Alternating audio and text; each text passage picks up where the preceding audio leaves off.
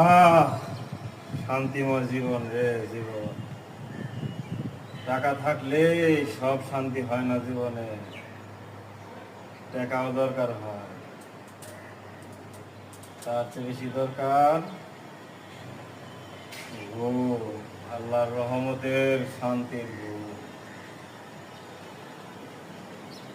যখন আল্লাহ বাতাস দেয় ওই সময় জীবনে আলহামদুলিল্লাহ শান্তি উপভোগ করতে হয়।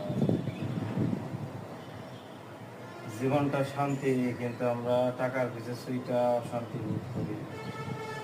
খালি টাকার পিছে ছুটলে হবে না, জীবনটাকে শান্তি হবে।